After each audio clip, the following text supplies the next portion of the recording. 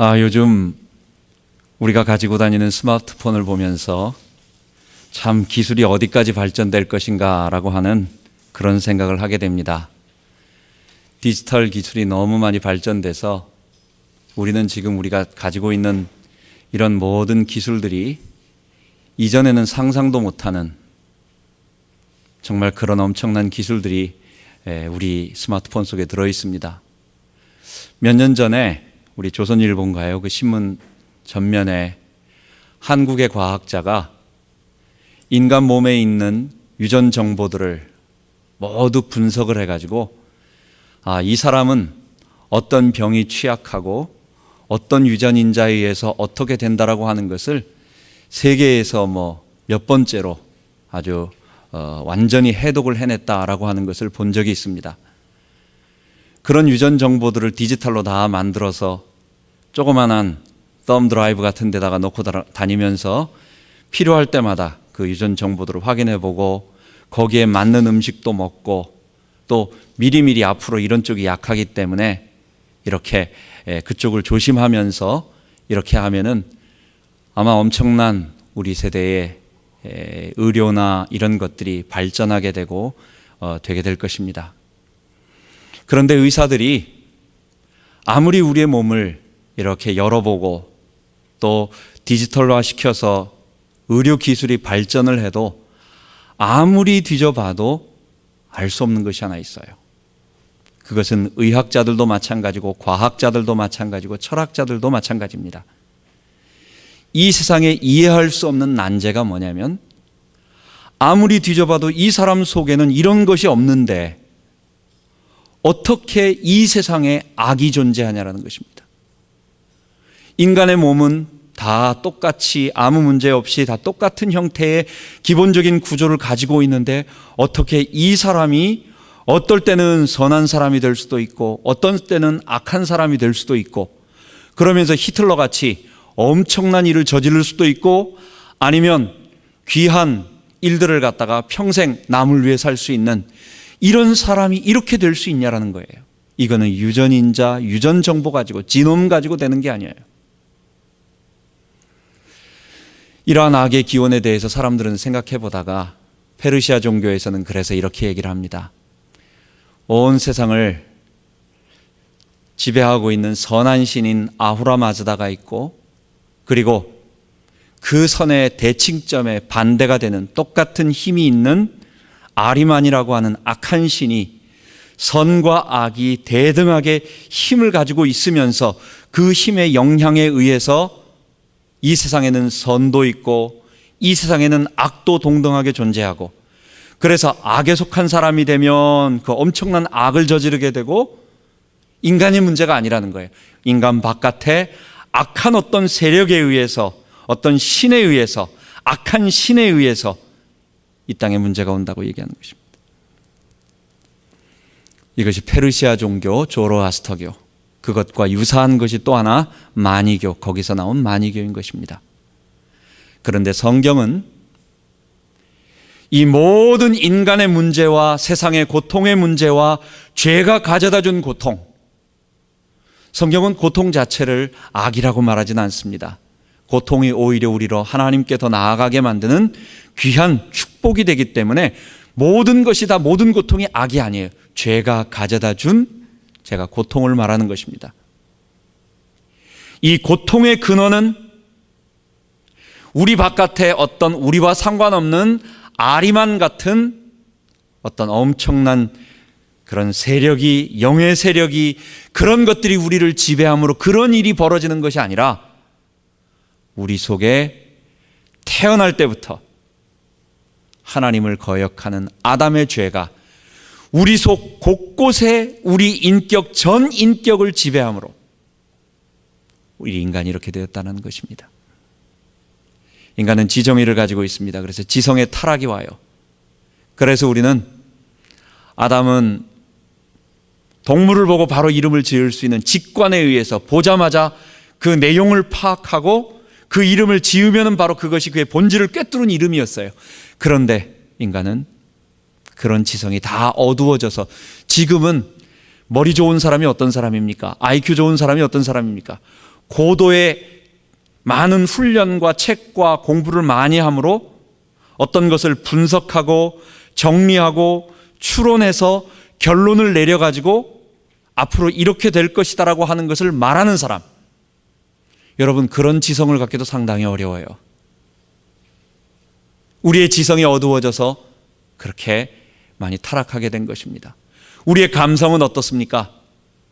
이거는 너무나 많이 불안정해져서 조금만 좋을 때가 있으면 금방 올라가기도 하고, 어떨 때는 조금만 외부의 자극이 오면 그 감정이 너무 불안정해.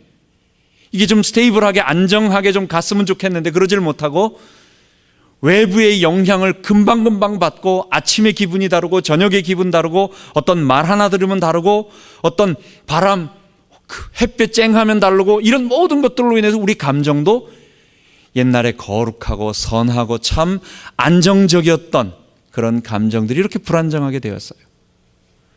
뿐만 아니라 이 지성과 감성으로 인해서 우리 속에 있는 의지는, 어떤 일을 하고자 하는 의지는 악해져서 선한 것을 사모하기보다는 악한 것을 더 좋아하고 이기적이 되고, 그래서 그런 일들을 할 수밖에 없도록 우리 개인의 인격은, 지정의 전 인격은 이렇게 죄의 독소로 말미암아 다 오염되고 타락이 된 것입니다. 이러는 경우 속에 우리의 죄 속에서는 어떤 것을 보고 우리 속에서는 어떤 상황에 처했을 때 죄의 욕구들이 계속 일어납니다. 이거는 본능이에요. 여러분, 배고프면요, 다른 생각이 안 나는 것입니다. 먹는 것이 생각나는 것입니다.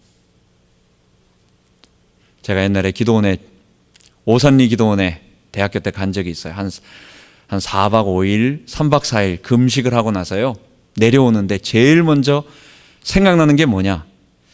내려가면 라면 끓여 먹어야 되겠다. 하나님 성령 충만, 이거보다도 이거 언제 끝나지? 그리고 내려가서 초코파이하고 라면 먹어야지. 이 생각이, 목사님인데도 아무리 신령하게 성령 충만, 기쁨 충만, 이거보다는 라면 생각이 그렇게 나더라고요. 이거는 너 지금 뭔 생각하고 있어? 지금 기도할 생각은 안 하고 끝날 생각하고. 우리의 본성 속에서 올라오는 이 먹는 이런 것들은 그래도 건전한 거예요. 이런 거 말고 우리 속에서는 불의, 추악, 시기, 탐욕, 수군수군, 비방, 이런 모든 것들, 갈라디아서에서 말하고 있는 많은 이단과 분냄과 당짓는 것과 이런 모든 것들, 이런 모든 것들이 우리 속에서 본성적으로 나도 모르게 올라오고 있단 말이에요. 죄의 욕구들이, 의지가 그렇게 작용을 해요.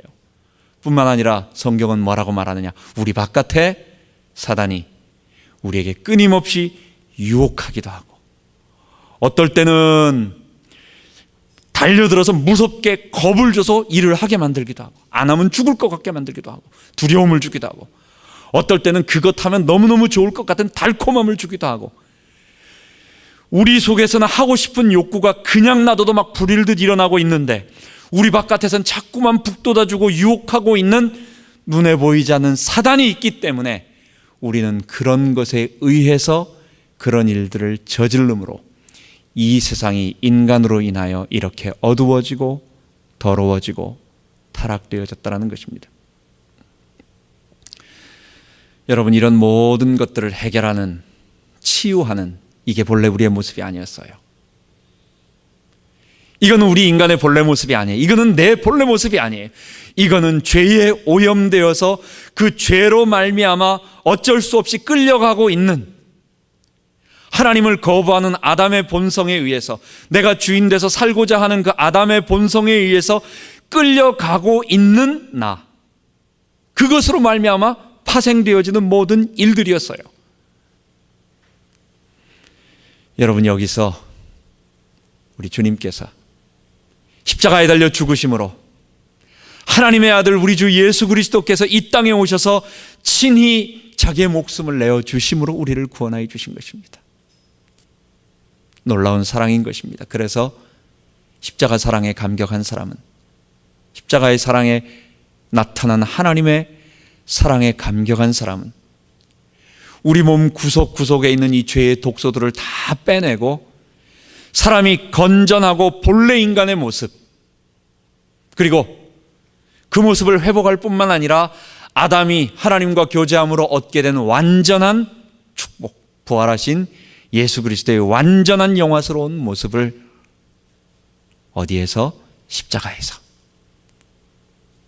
우리 주님이 날 위해 피 흘려 죽으신 사랑 앞에 감격하며 그 앞에 자기의 죄를 회개하고 성령의 도우심을 통하여 날마다 살아가며 오늘도 역사하고 있는 사단의 세력을 예수 이름으로 유혹을 물리치고 공격을 물리치고 승리하며 한 걸음 한 걸음 나갈 때 우리가 이 땅에서 이 구원을 맛보고 영원한 구원을 맛보게 되는 것입니다. 여러분과 저는 이러한 죄로부터 십자가의 은혜로 구원받은 자들입니다. 성경은 우리가 이런 구원을 받은 하나님의 자녀요 하나님의 백성이기 때문에 이제는 옛것, 우리가 옛날에 살았던 모습들을 말합니다. 그런 사람들을 통칭해서 옛 아담에 속한 사람이다 그래가지고 줄여서 옛사람이라고 말합니다. 우리는 옛사람을 벗어버리고 마치 우리가 옷을 입는 것처럼 표현하자면 벗어버리는 게 좋겠죠. 우리를 덮고 있는 우리의 죄의 세력들을, 이게 우리의 본래 모습이 아니에요. 현재 인간 우리의 모습은 본래 모습이 아니에요. 죄로 덮어져 있는 모습이, 이 죄의 모습들을 다 벗어버리고, 벗었으니까 이제 입어야 되겠죠. 어떤 것? 새로운 아담이신 예수 그리스도, 새 사람, 새로운 피조물, 그 새 사람을 입으라 라고 말하면서 오늘 본문의 바울은 네 가지로 우리에게 이야기해 주고 있는 것입니다. 첫 번째, 우리 25절에 보면 바울은 우리들에게 거짓을 버리고 각각 그 이웃으로 더불어 참된 것을 말하라 라고 말하고 있습니다. 물론 거짓과 참은 진리 되신 예수 그리스도와 그리고 예수 그리스도의 진리가 아닌 모든 것들을 거짓이라고 말할 땐 그렇게도 말할 수 있지만, 여기는 오늘 우리가 적용하기 쉽게 좁혀서 거짓말과 참말로, 참된 말로 우리가 줄여서 말하겠습니다. 먼저 말이라고 하는 것은 우리 사람의 인격과 사람과 그대로 연결이 되어 있습니다. 왜냐하면 말은 사람이 하는 것이기 때문에, 그 사람 속에 있는 것이 나오기 때문에, 결국은 말이라고 하는 것은 죄의 사람이 하는 이 죄의 영향을 가장 많이 받는 것입니다. 여러분, 말은 속성이 어떻습니까? 이 말이라는 것은 고정이 되지 않습니다. 두 번째, 내가 그 말을 해도 똑같이 한자 틀림없이 반복되지 않아요. 어떨 때는 나도 잊어버려가지고 빠질 수가 있고, 또는 조금 더 강조하다 보면 그게 보태집니다. 결국 이 말이라고 하는 것은 점점 커지고 확대되고, 또 한 가지는 우리 속에 죄의 본성과 직접적인 영향이 있기 때문에 부정적인 쪽으로 확대되어서 나가는 그런 속성이 있습니다. 제가 언젠가 말을 했네요. 옛날에 이런 일이 있었습니다. 옛날에 제가 자동차가 저 멀리 좀 갔다 올 일이 있어서 차를 이렇게 가다 보니까 차가 자꾸 뒤가 흔들리는 거예요. 그래서 가보니까 자동차에 샥이라고 하는 이 완충 장치가 망가졌답니다. 그래서 이것을 고치려고 한다면, 이것을 가지고 그냥 간다면 타이어가 문제가 오고 안 된다. 벌써 타이어가 많이 마모가 됐다. 그래서 그걸 고치라는 거예요. 그래서 그 샥을 고치도록 자동차 거기에다가 맡기고, 정비소에다 맡기고, 그 사람 차, 내가 나가서 일을 봐야 되니까 그분의 차를 타고, 그 정비소 아저씨의 차를 타고 잠깐 어떤 분을, 장로님을 만나러 갔습니다. 장로님이 제 차를 보더니 목사님 차를 바꾸셨네요. 좋은 차로 바꾸셨네요. 이렇게 말하길래 제가 아닙니다. 제가 이런 일이 있어가지고 샥 때문에 지금 고치고 있습니다. 이건 그분 차입니다. 그랬더니 그때가 바로 이 추석 때하고 비슷한 때였어요. 그래서 그분이 교회에 가가지고 우리 목사님 차가 문제가 있는데 우리 성가대에서 우리 합심해가지고 우리 목사님 좀 우리 추석 때인데 선물로 차를 고쳐드립시다 해가지고 돈을 조금 모읍시다 이렇게 된 거예요. 그래가지고 샥이 문제가 있다고 해서 얼마 정도 드니까 우리가 성가대에서 이거 모읍시다 해가지고 이렇게, 그분이 말도 안 했는데 이렇게 하고 있는 거예요.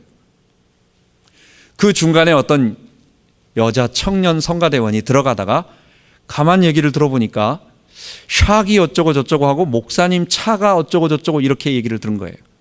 그래서 이분은 생각할 때 여자분이 샥이 뭔지 모르잖아요. 잘 자동차의 샥이 뭔지 어떻게 합니까? 뭐 상언지 샤크 상언지 뭔지 잘 모르니까 지금 목사님이 차에 무슨 문제가 생겨서 큰 문제가 났나 보다.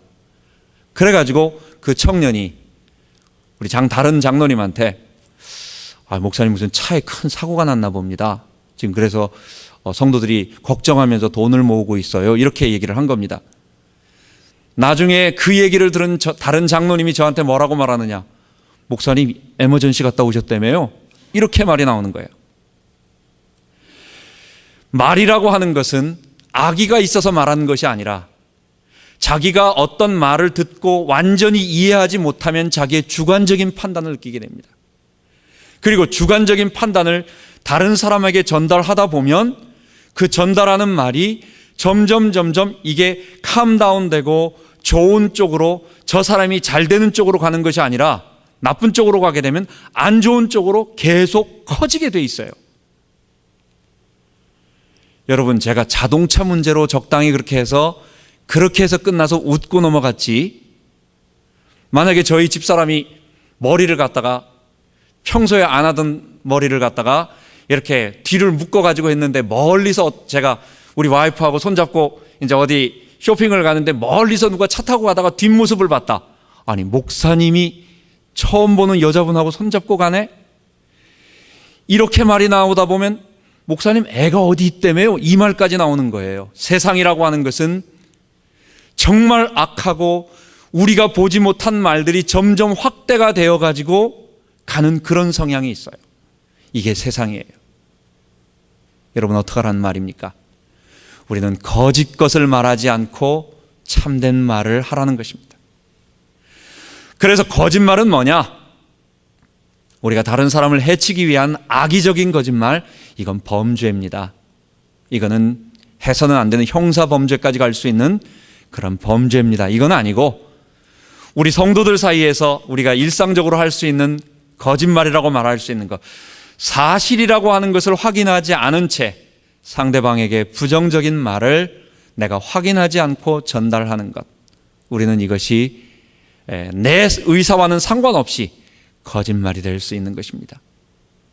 그래서 우리는 언제나 이게 팩트냐, 이게 사실이냐라고 하는 것과 두 번째, 이것이 그 사람이 말하고 있는 오피니언, 그 사람의 견해라고 하는 것을 분명히 파악을 하고, 또한 사실이라 할지라도 다른 사람에게 부정적인 영향이 가는 말은 전달하지 않는 것, 그것이 우리에게 올바른 자세인 것입니다. 우리는 그래서 참된 말은 뭐냐? 언제나 사실을 확인하고, 두 번째는 그것이 사실이라 할지라도 부정적인 말은 하지 않고 그 사람에게 유익한 말, 교회와 복음을 위해서 유익한 말, 그 말을 하는 것, 이것이 바울이 우리들에게 첫 번째, 이 말이라고 하는 것이 너무 큰 파괴력을 가지고 있기 때문에, 이 말이라고 하는 것이 너무도 큰 사람을 상하게 만들고 어렵게 만들고, 그래서 야고보에서는 혀는 곧 불이라고 말하고 있습니다. 이 말이 사람을 죽이기도 하고 살리기도 하는, 그리고 말은 한번 내뱉어지면 그 다음에는 내가 제어할 수 없는 그런 일이기 때문에 그런 것입니다. 그래서 우리가 실제 삶에서 바울이 말하고 있는 네 가지 중에서 옛사람의 일은 뭐냐? 내가 확인하지 않은 말을 그냥 즐거워하면서 내가 즐기면서 다른 사람에게 전달하는, 목사님들 사이에 별로 표현이 좋지 않지만 교회마다 BMW가 있다라고 말을 해요. BMW를 조심해야 된다고 얘기합니다. BMW는 빅 마우스 우먼이라고 얘기하더라고요. 그래서 항상 말을 많이 하는 그런 일들을 하는, 꼭 우먼만 그러겠습니까? 남자도 있습니다. 그런데 우리가 그러지 말고, 남의 일 신경 쓰지 말고 내 일이나 잘하자. 우리는 그것이 오늘 25절에 말하고 있는 거짓말과 참말에 대한 것으로 적용해 보겠습니다. 두 번째는 26절에 말하고 있습니다. 분을 내어도 죄를 짓지 말고 해가 지도록 분을 품지 말라. 여러분, 해가 지도록 분을 품지 말라고 해가지고 저기 북극이나 또는 그린란드 쪽에는 해가 지지 않고 한 석 달 동안은 밤이 되고 석 달 동안은 낮이 돼가지고 그러면 그린란드에 살고 있는 사람들은 한 석 달 동안은 분을 품어도 되고, 여러분 지금 그런 말이 아니죠. 이 분노라고 하는 것을 빨리 우리가 해결을 해야 되겠습니다. 사람은 감정적이기 때문에 우리 속에 분노가 필연적으로 생겨나게 됩니다. 만약 분노가 없는 사람이라고 한다면 사람이 아니죠. 우리 속에 분노의 감정은 인간의 본성적인 문제이기 때문에 이것을 문제 삼을 수는 없어요. 그러나 이 분노가 있을 때, 분노가 올라올 때 그 분노를 처리하는 방법, 빠른 시간 내에 이 분노를 억제하고 분노가 나를 지배하지 않도록 하라는 것입니다. 분노를 영어로 뭐라고 말합니까? 앵거라고 말하죠. 근데 이 앵거 앞에 D자를 붙으면 어떻게 되죠? danger가 됩니다. 분노는 그 속성상 이 상대방으로 하여금 하나님이 그래도 인간으로서 이 땅에 살면서 어떤 일들을 처리하는데 한번 생각하게 만들고 하지 않도록 하는, 조심하도록 하는 것을 우리의 지성을 주셨어요. 이성을 주셨어요. 그런데 분노의 감정은 그 이성을 마비시키고 극단적인 행동을, 평소에는 할 수 없는데 그런 행동을 스스럼 없이 저지르게 만듭니다. 우리 신문에 보면 언젠가 나왔던 것 같아요. 한국에서 젊은 부부가 간단한 문제로 싸웠어요. 아마 시댁 문제로 싸웠던 것 같습니다. 시댁에 대해서 나쁜 소리 하니까 남자는 또 그거에 대해서 듣기 싫으니까 또 뭐라고 말했던 것 같아요. 싸우다 보니까 너무 화가 나가지고 남자가요, 아파트에서 뛰어내렸어요. 그때 20층이었나 뛰어내렸어요. 뛰어내리고 나니까 여자도 화가 나가지고 같이 뛰어내렸어요. 젊은 부부가 그 분노에 의해 가지고 확 하는 그 분노를 억제하지 못하고 상상할 수 없는 행동을 하고, 그러니까 남편이 갑자기 죽고 나니까 자기도 어쩔 수 없으니까 그냥 그렇게 돼서 이게 뭐가 된 겁니까? 그 남은 자녀는 어떻게 되고, 어떤 사람은 집에 불 지르는 사람도 있더라고요. 여러분, 한 번 참으면 100일 동안 편안하다고 말하고 10,000가지 근심을 던다는 어떤 속담도 있습니다. 우리에게 분노가 일어나는 것은 멋있는 게 아니에요. 한번 화끈하게 막 어떤 목소리를 크게 하고 화를 내는 것이 영화나 이런 데서는 멋있는 모습으로 드러나지만 그거는 굉장히 불안정하고 지금 뭔가 위험한 상태라는 것을 알아야 되는 것입니다. 성경은 잠언 16장 32절에 보면, 그래서 노하기를 더디하는 자는 용사보다 낫고 자기 마음을 다스리는 자는 성을 빼앗는 자보다 낫다라고 말하는 것입니다. 분노가 일어날 때 감정이 없을 수 없잖아요. 일어나잖아요. 이런 감정들을 다스릴 수 있는 사람, 여기서 꼭 분노만 말하겠습니까? 미움, 어떤 증오, 질투, 욕심, 이런 많은 여러 가지 악한 감정들, 그 중에 대표적으로 분노를 말하고 있습니다. 이런 감정이 우리를 지배하지 못하도록, 일어날 때는 그런 감정이 지배하지 못하도록 하라. 바울은 지금 누구한테 말하는 겁니까? 구원받은 성도들에게 말합니다. 우리들도 이런 옛 생활 속에 이런 일들이 있을 수 있으니까 조심하고 빨리 빛의 갑옷으로 나오라. 빛의 갑옷을 입고 빛의 빛으로 나오라 라고 얘기하는 것입니다. 그러면서 27절, 26절에 계속해서 바울이 말하는 것은 분노를 참아야 하는 것, 분노를 빨리 우리가 캄다운 시키고 분노에 잡히지 말아야 할 것은 이는 마귀로 틈을 타지 못하게 하기 위해서. 우리가 화가 나면요, 그 다음엔 말도 막 나옵니다. 부부싸움 한번 해보십시오. 별 얘기가 다 나오고 그 다음에 지옥도 막 갑니다. 우리의 감정이라고 하는 것이 우리를 갖다가 지배함으로 말미암아 마귀가 틈을 탈 수 있는 공간이 너무 많이 생기는 거예요. 성경에는 마귀가 틈탄다고 하는 말, 마귀가 틈탄다고 하는 것을 세 가지로 얘기하고 있습니다. 오늘의 본문 에베소서 4장 26절에 마귀로 틈타지 못하게 뭐예요? 분노. 막 내가 감정이 격해져 가지고 분노하고 있으면 그 분노를 타고 멀쩡한 사람도 행동할 수 없는 그런 극단적인 행동을 해서 어려움을 당하게 만드는. 두 번째는 베드로 전서 5장 7절 8절 너희 염려를 다 주께 맡겨버리라 이는 저가 너희를 권고하심이라. 그러면서 8절에 근신하라 깨어라 너희 대적마귀가 우는 사자처럼 삼킬 자를 찾아 두루 다니나니. 우리가 염려하기 시작하면 우리에게 미래에 대한 염려가 우리에게 떠오를 수 있죠. 하나님은 우리에게 미래를 내다보는 눈을 주셨으니까, 우리의 지성을 주셔서 판단하고 닥쳐올 수 있는 일을 예측할 수 있는 머리를 주셨으니까. 그런데 이게 부정적으로 확산되어서 우리 위에 하나님이 계시다는 것을 잊어버리면, 그러면 그 염려는 두려움이 되고 두려움은 공포가 되고, 그때 사단은요 틈타서 우는 사자처럼 우리를 잡아 삼킬 정도로 우리를 틈탄다는 것입니다.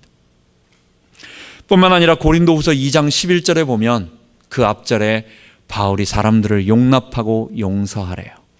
용서하지 않으면 우리에게 그 사람에 대한 미움과 부정적인 마음이 그 사람에게 여전히 남아있으면 이는 우리가 사단의 괴계를 알지 못함이 모르지 않는다라고 말하는 것입니다. 사단이 바로 우리의 미워하는 마음, 용서하지 않는 마음을 통해서 사단이 직접 우리를 틈타고 우리를 지배한다라는 것입니다. 그래서 여러분, 우리 속에 있는 분노가 일어날 때 그건 빨리 털어버리고 빨리 웃고 빨리 이 분노에 잡히지 않도록, 그것은 굉장히 위험한 상황, 데인저한 상황이기도 하고 뿐만 아니라 그것이 바로 사단이 틈탈 수 있는 좋은 통로이기 때문에 내가 저 사람은 싫지만 내가 사단에게 틈타지 않기 위하여 빨리 털어버리고 용서하고 내가 품어버려야지 라고 하는 것 중요한 것입니다. 세 번째는 27절에 보면 바울은 도적질하지 말고 이웃을 구제하기 위하여 제 손으로 수고하여 선한 일을 하라 라고 말하고 있습니다. 우리가 남의 물건을 갖다가 직접 훔치는 것은 이건 특수한 상황이겠죠. 이런 것은 거의 도둑들은 범죄자니까 우리 일반 성도들 사이에서는 그렇게 심하지 않을 것 같습니다. 여기서 강조해야 할 점은 선한 일을 하기 위하여 땀 흘려 수고하라는 것입니다. 왜냐하면 우리가 땀 흘려 수고하지 않으면 우리는 다른 사람에게 피해를 입히게 되고, 그리고 죄의 세상에서 어쩔 수 없이 우리는 그런 일들이 도적질과 연결된다는 것입니다. 우리말에 불안당이라는 말이 있습니다. 불안당은 안 입을 자 땀 한자입니다. 한기를 느낀다 뭐 이런 말이 있죠. 땀을 흘리지 않고 다른 사람에게 피해를 끼치는 사람을 불안당이라고 말합니다. 여러분, 건달 혹시 들어보셨죠? 건달은 사실은 이게 불교 용어입니다. 건달은 불교의 수미산이라고 하는 산이 있는데, 불교는 그 건달은 수미산 남쪽 금강굴이라는 데가 있어요. 그 굴에서 제석천이라고 하는 하늘 신에게 제사를 드릴 때 이 음악을 담당하는 신입니다. 근데 이 건달 신은, 이 신은 어떤 신이냐? 사람들이 와서 제사를 지낼 때에 밥이나 국이나 떡이나 이런 걸 막 고기나 이런 걸 해놓잖아요. 그런 거는 하나도 먹지 않고 공중에 떠다니면서 노래만 부르면서 향내만 맡으면서 이렇게 떠돌아다니고 있는 신이 뭐냐? 그게 건달신입니다. 오늘 우리 시대에 일은 하지 않고 놀러 다니면서 다른 사람에게 어떤 올바른 일은 하지 않고 그냥 늘 게으름 피면서 놀러 다니는 그런 사람들을 우리는 건달이라고 말하고, 이게 좀 더 발전되어 가지고 우리 영화에서 이런 깡패들이나 이런 사람들을 건달이라고 이렇게 표현을 합니다. 뭡니까? 땀 흘려서 수고하지 않고 늘 놀러 다니면서 허튼 일을 하는 사람들. 불안당과 거의 같은 의미인 것입니다. 이 세상 자체가 아담의 죄로 인하여 저주를 받아서 엉겅퀴와 과실을 내기 때문에 우리는 땀 흘려 수고해야 합니다. 그래야 우리는 먹을 것을 먹게 됩니다. 그래서 어쩌면 극심한 노동은 우리의 고통이고 이것은 죄로 인한 저주이기도 합니다. 그런데 또 한 가지는 우리는 죄인이기 때문에 하나님은 극심한 노동을 하게 만들므로 말미암아 우리의 많은 시간, 우리의 삶의 대부분, 한번 잘 생각해 보세요. 짐승은요, 삶의 거의 8, 90%를 뭘 생각하면서 하느냐? 먹는 거 생각하면서 어디서 먹을까? 오늘은 뭘 먹을까? 그거 생각하면서 합니다. 근데 사실 사람들도 따지고 보면 먹는 문제가 해결된 소수의 좀 풍족한 이런 얼마의 사람들을 제외하고 사실은 대부분의 사람들도 먹는 것 어떻게 해결을 할까 하기 위해서 열심히 돈 벌기 위해서 살아갑니다. 이게 사실은 하나님의 축복이기도 해요. 왜냐? 우리 죄인이기 때문에 그런 것 안 하고 놀면요, 우린 죄짓게 돼 있어요.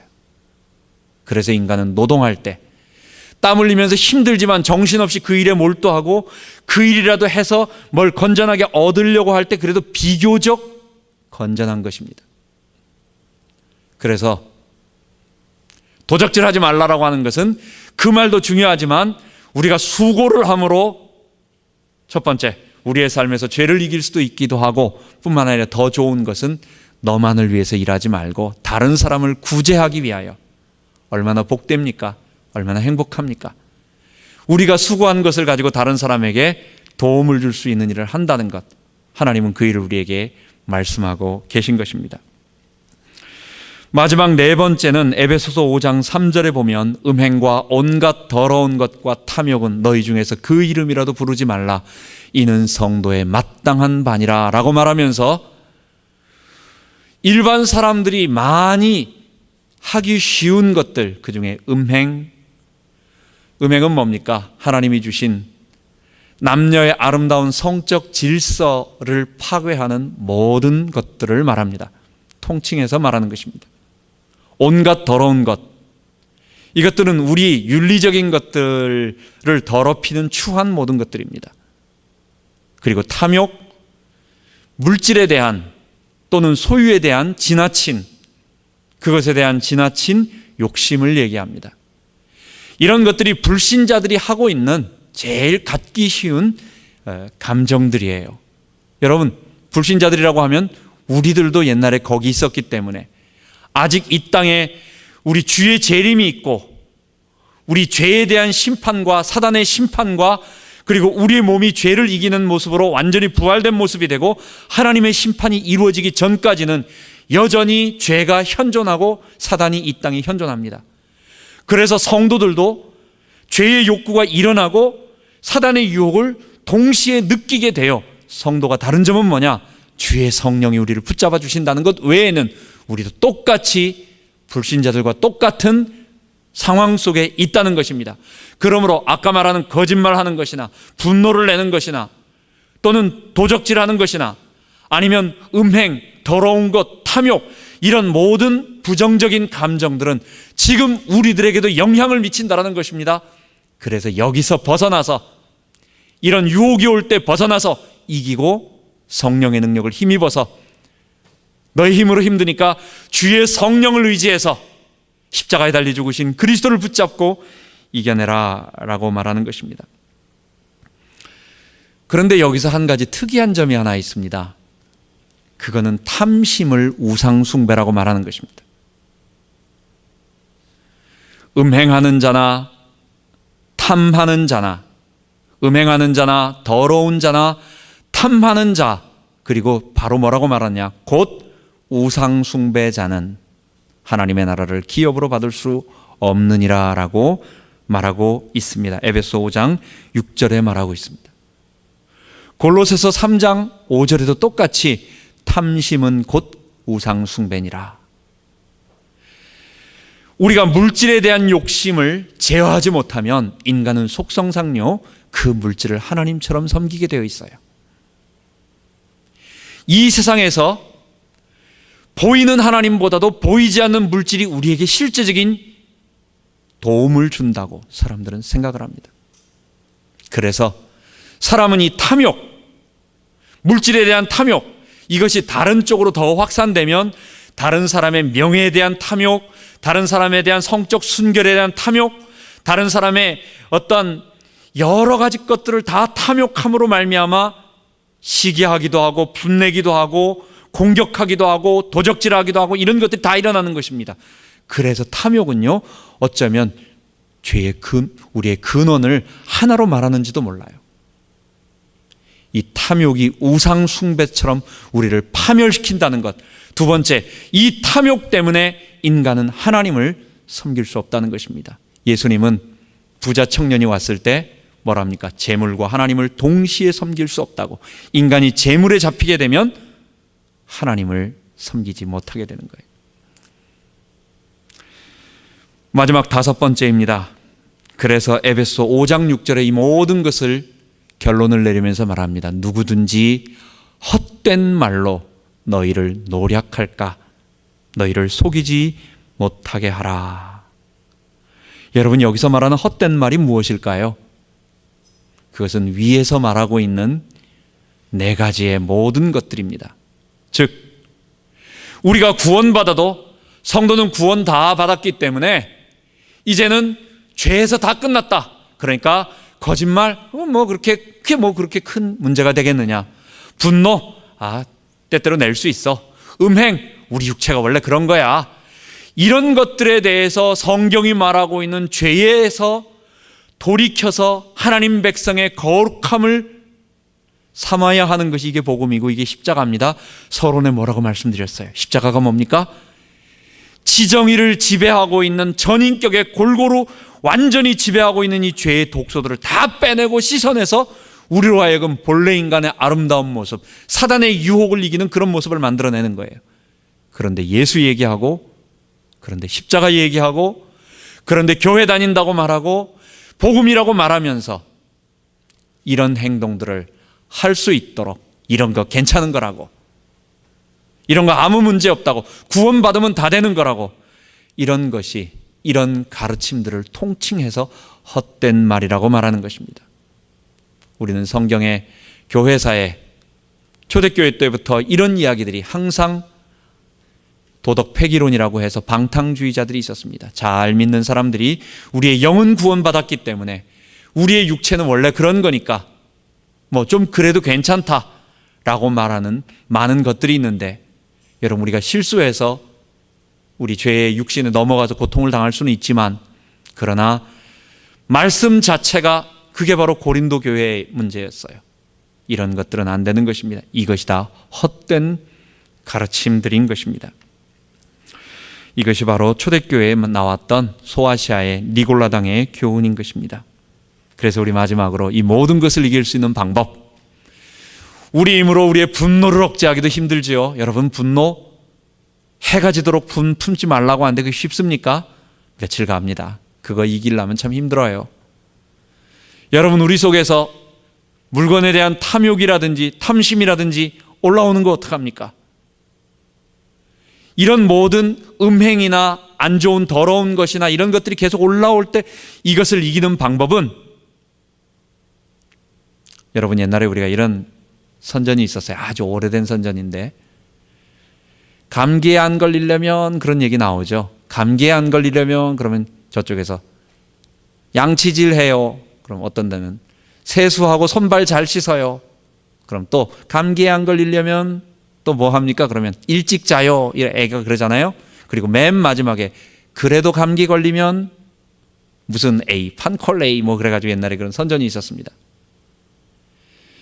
여러분, 우리에게 있는 이 부정적인 것들을 하지 않고 조심하고 안 하고 우리가 피합니다.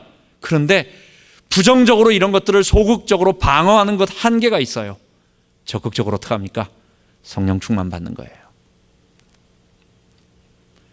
우리가 건강하게 하기 위하여 이런 것도 피하고 저런 것도 피하고 안 하고 이런 것도 좋지만 적극적으로 운동하고 우리의 몸에 힘을 있게 만드는 것입니다. 그래서 옛사람의 일들을 다 벗어버리고 새 사람을 입을 때는 우리가 부정적으로는 우리가 걸리기 쉬운 그런 일들을 조심하면서 방어하지만 적극적으로는 하나님의 성령을 의지해서 성령 충만을 구하는 거예요.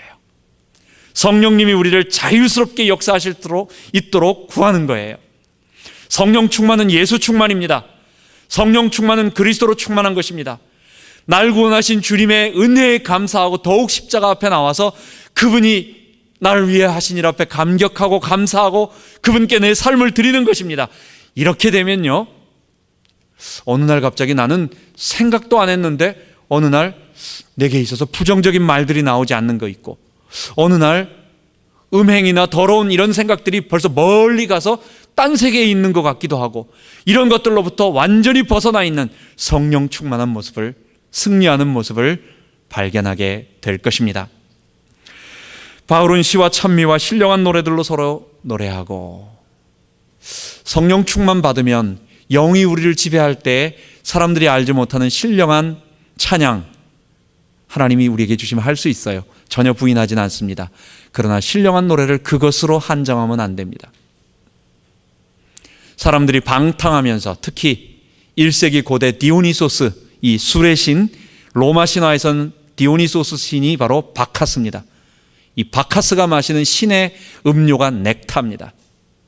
그 술, 넥타를 마시면서 취하면서 광란의 어떤 그런 접신하는 것이 디오니소스 종교예요. 그게 종교적인 제의로서 사람들 사이에 다 이루어지고 통용되고 있습니다. 여러분, 그런 술에 취해가지고 사람이 노래를 부르며 방탕한 노래를 부르면 어떤 노래가 나옵니까? 거룩한 노래가 절대로 안 나와요. 음란한 노래, 음탕한 노래, 외설스러운 노래, 그러면서 타락한 노래들이 우리 본성 속에서 쓰레기들이 막 쏟아져 나와요.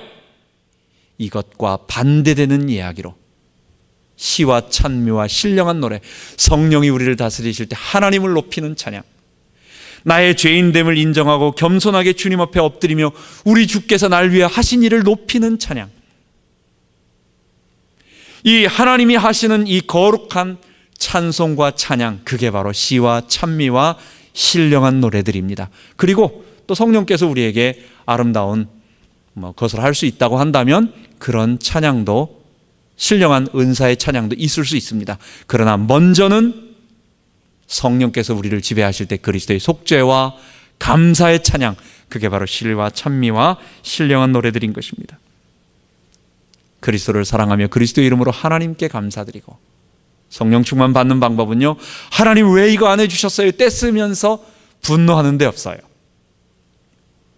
바울이 빌립보 감옥에 갇혀가지고 내가 왜 이러지? 그래, 주님을 위해서 막 울면서 이것들 어디 내가 나가기만 해봐라 라고 분노의 절규와 노래를 부르지 않았어요. 하나님께 찬미하며.